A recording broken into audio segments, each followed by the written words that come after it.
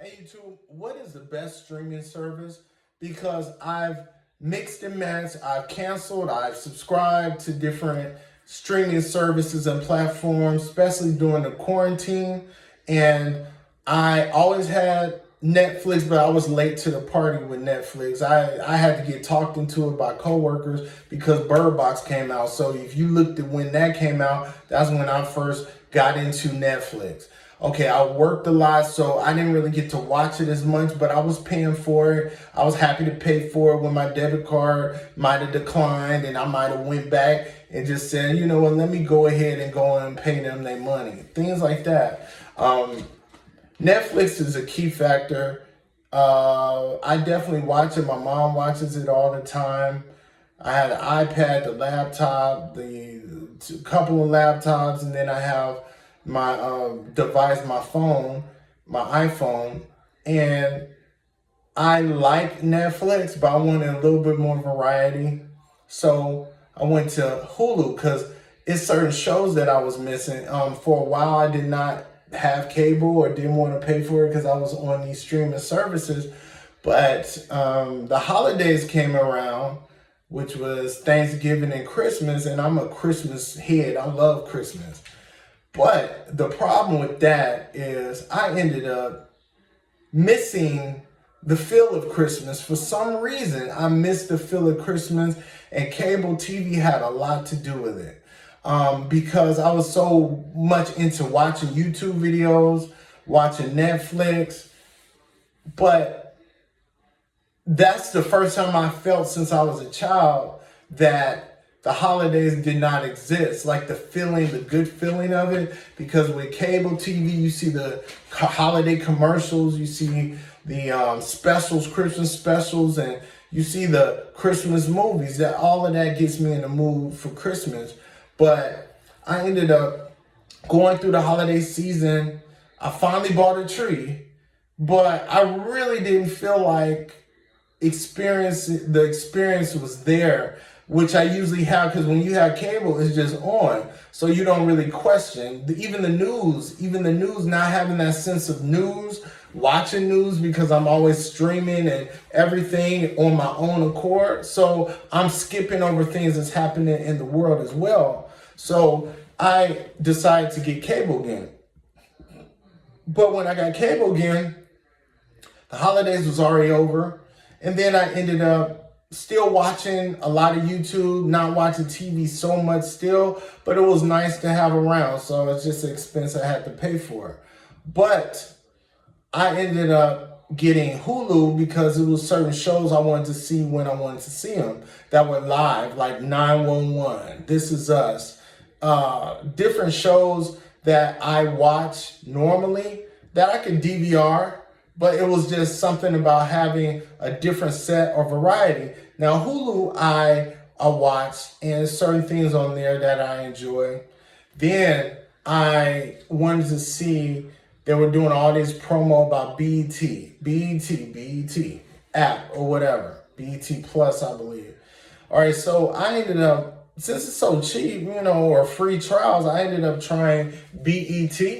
And BET, I'll tell you about all of these things. BET has a certain lineup, and it's a certain way that you view it.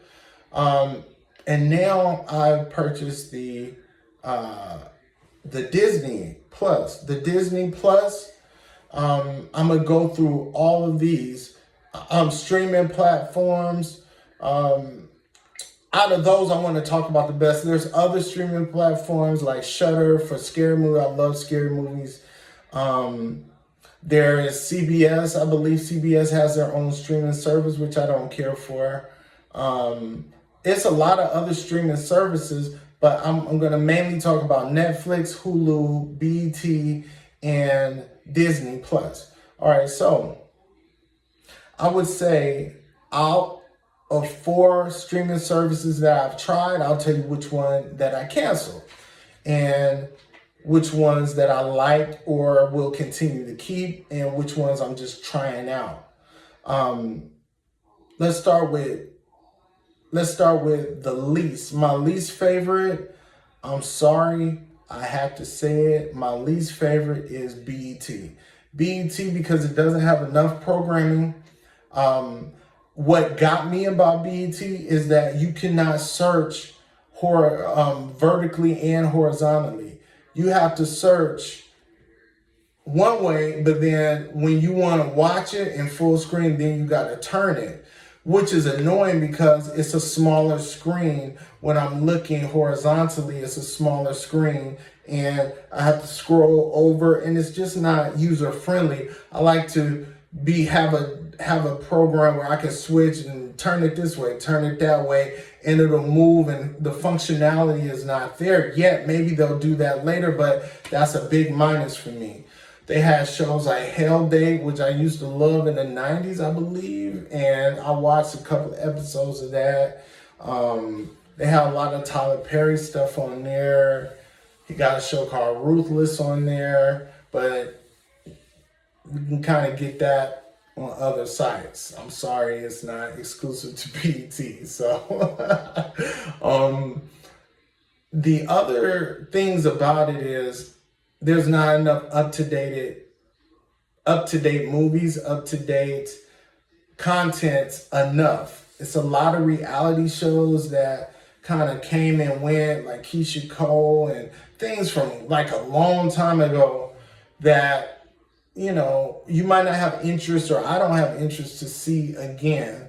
And it's just new and it could be better. It doesn't have a big amount of different creators. When you have Tyler Perry writing all of his shows, but he doesn't have anybody in the writer's room. I'm a writer myself, but to have no programming it should be a lot of variety in these BET lineup, because it's a lot of talented African-American artists, writers, actors, singers, dancers, directors, producers, DPs, all of that. However, BET is not there yet. It might be there in a year or two. It might expand its programming with more than just Tyler Perry's works, more than just old reality shows that have came and went. They have a lot of old movies, but it's still not a lot of different things to keep you occupied.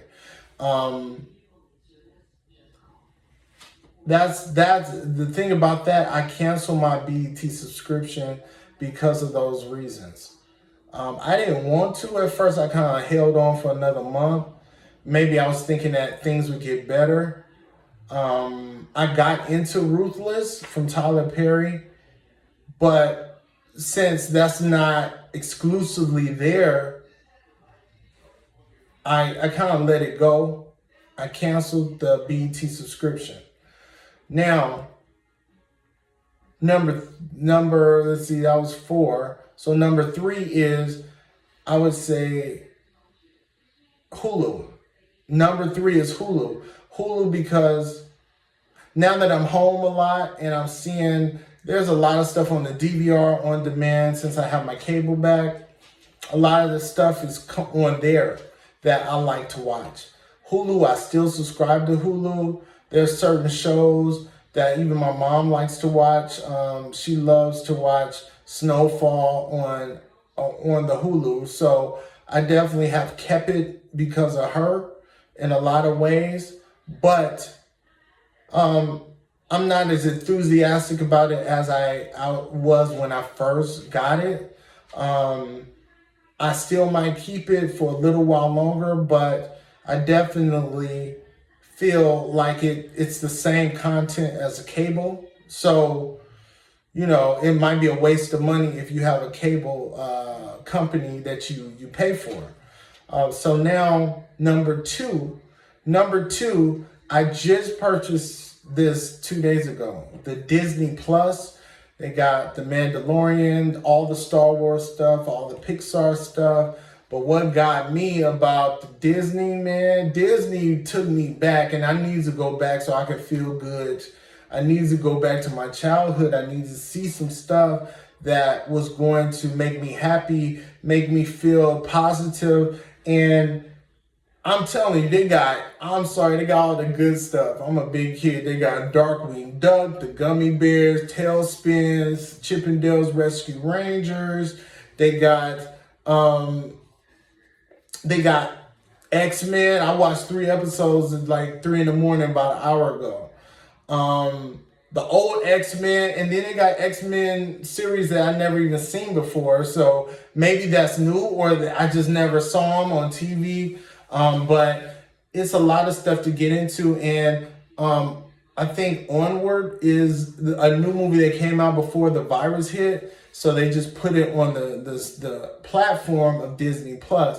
Disney Plus kind of topped BT and topped Hulu for me, because there's some things that I actually want to see and watch on there, even if it's a rerun. They have classic Disney things on there. I haven't even been all the way through it. I just know that as long as my initial nostalgic cartoons were there, as long as I knew that my nostalgic cartoons were there, my shows and different movies that I haven't seen or series that I wanted to get into.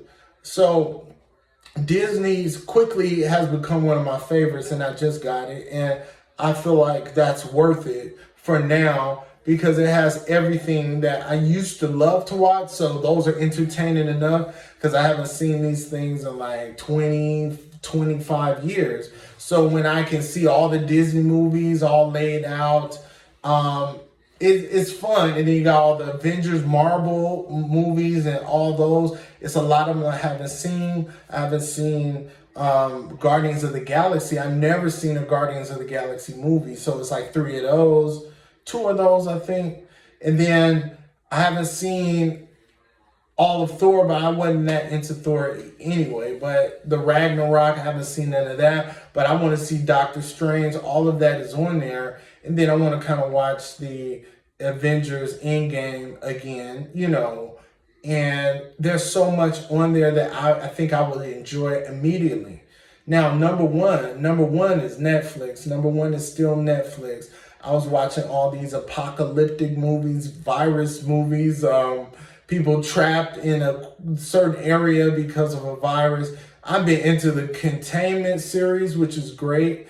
Containment has about 13 episodes, and I think I'm almost finished with that. Then I watched the Tiger King docu-series. I was watching all kinds of stuff. Riverdale, I had got into Riverdale, but I seen all the episodes. Like, I seen like 56 episodes. That's how much time I had on my hands. There's a lot of shows on there, and it's always updated. It's always new stuff. I never really watch anything old on there, because it's so much material, I don't even catch up on it. I can't catch up on everything, but every time it's something new for me to like and watch, it's available. So those are my favorites and my least favorite streaming services. You let me know, what is your favorite streaming service? Again, my name is Darrell. Contact me or follow me on my social media platforms below this video. I have a website called scaredoflight.com. I have a book out, 2 books out. One is called Scared of the Light, The Dream Memoirs of Russell Banks, which would be a series about 7 books, like Harry Potter type of things. Then I have The Brown Paper Bag Boys and the Colorism Experiment. You can pick those up on Amazon and Barnes & Nobles, or go to my site, and all the buy links are on there as well. All right, so you let me know what you think about these platforms that has streaming that you might enjoy, what you might not enjoy. Let me know what you're watching. I will talk to you later in the next video. Peace.